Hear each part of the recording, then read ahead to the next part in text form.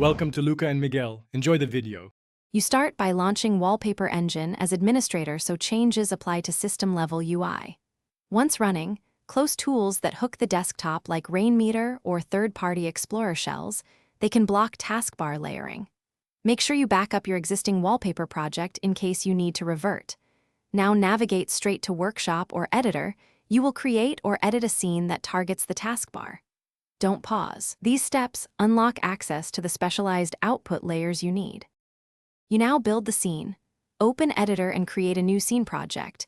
Give it a clear name referencing the taskbar so you can find it later.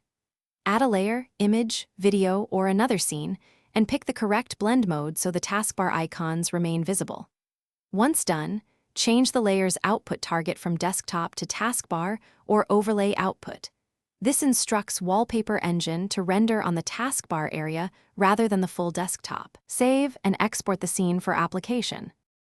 You apply the exported scene in Wallpaper Engine and expect the taskbar to update. If it doesn't show immediately, restart Wallpaper Engine and Explorer to force a redraw. Make sure Wallpaper Engine runs with administrator rights and that the scene was exported with taskbar output enabled. If elements misalign, check display scaling, DPI, and monitor target settings to match the taskbar resolution.